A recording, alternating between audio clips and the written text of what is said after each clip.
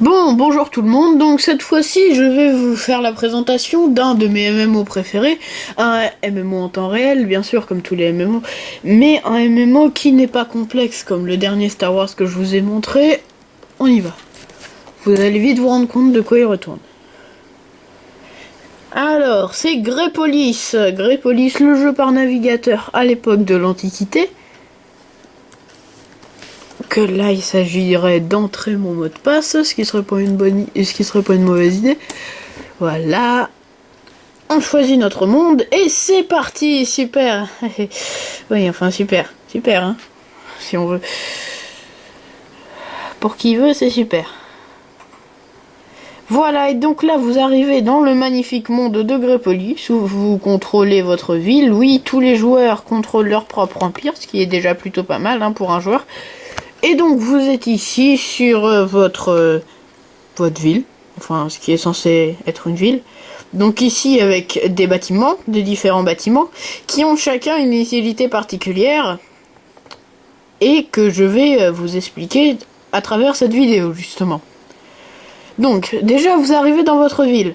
Donc bon là quand vous commencerez Grepolis, ça ne sera pas une ville aussi complexe, mais ça sera déjà ça. Alors attendez, je vais sélectionner ma ville, parce que oui, on peut avoir de nombreuses villes. Et donc là, je vais vous faire un petit tuto de Grepolis, donc les meilleurs bâtiments, enfin les bâtiments qu'il faut monter en grande priorité, et les unités. Alors, on va prendre... Je vais prendre ma ville la plus avancée, tiens, voilà. Bon alors, donc voici votre ville, lorsqu'elle est quasiment au maximum, donc c'est une relativement jolie ville, avec de nombreux bâtiments. Donc déjà pour commencer à construire vos bâtiments, vous allez cliquer sur ce bâtiment qui est le Sénat. Oui, le Sénat. Et dans le Sénat, vous trouverez l'index de tous les autres bâtiments que vous pourrez monter justement dans ce Sénat. Bon voilà, donc la principale chose à voir et la base de Grepolis, ce sont que vous gagnez des ressources qui seront illustrées en haut de votre écran, ici. Donc il y a 3 ressources, le bois, la pierre et l'argent. D'accord, c'est très simple. Et ensuite, grâce à ces ressources, vous pourrez développer votre ville et faire des unités. Les ressources sont essentielles pour faire ces 2 tâches qui sont les tâches les plus importantes de Grepolis. Donc pour gagner ces ressources, il est essentiel de construire les bâtiments qui justement vont vous donner ces ressources. Bâtiments qui sont la scierie pour le bois, la carrière pour la pierre, et la mine d'argent pour l'argent. Bon, comme vous vous en doutez, ce sont les bâtiments les plus importants de ce jeu, et ce sont ceux qui, pour avoir un bon début, il faut monter dès le début. Donc ces 3 bâtiments, comme vous pouvez le constater, cette ville n'est pas encore totalement développée, mais ce sont les 3 premiers bâtiments que j'ai montés au niveau maximum. Ils sont tous au niveau 40, ce qui est le niveau maximum. Il y a marqué ici, niveau maximum atteint. Ensuite, autre ressource essentielle pour progresser dans ce jeu, enfin ce n'est pas à proprement parler des ressources, mais c'est la population. Population qui est représentée ici, à côté de vos ressources.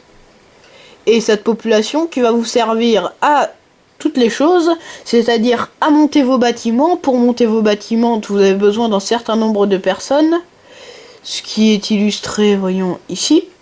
Là, je veux monter mon entrepôt. Alors, lui, il n'a pas besoin de personne. Voyons plutôt le Sénat, voilà. Voilà, 7 personnes pour monter ce bâtiment d'un niveau.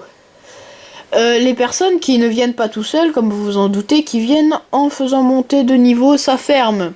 Sa soi-disant ferme. À chaque niveau de ferme, vous gagnez un certain nombre de populations. Et la population ne sert pas qu'à faire monter les bâtiments, mais également à construire les unités que vous verrez là. Voilà mes unités là sur cette ville. Voilà, c'est essentiel pour construire vos unités. Voilà, donc ça, ce sont les bâtiments de base, nous allons dire. Ensuite, autre bâtiment essentiel pour le développement de votre ville, parce que vous êtes obligé de le monter pour avoir accès à des nouveaux bâtiments, c'est justement le Sénat. Le Sénat, c'est le bâtiment dans lequel vous êtes en ce moment. Donc, plus vous montez votre Sénat de niveau, plus les constructions de vos bâtiments se feront vite. Oui, parce que bien sûr, un bâtiment met un certain temps à monter. Par exemple, pour monter ma caserne caserne, c'est l'endroit où vous ferez vos unités, il va me falloir 50 minutes. Plus le Sénat a un niveau élevé, moins ça prend de temps. À la fin, c'est vraiment exaspérant, hein. Regardez, pour monter ça, il me faut 3h26. Enfin bon. Et le Sénat sert également à pouvoir avoir accès à tout type de bâtiment, hein. Sans le Sénat, vous ne pouvez pas avoir accès, par exemple, à ces deux choses-là, la statue et les termes. Tout cela, vous n'y avez accès que par le Sénat. Voilà. Ensuite, il y a plein d'autres bâtiments. Donc, le bâtiment, le temple qui vous servira à gagner de la faveur auprès de votre dieu, appelé divinité dans ce jeu.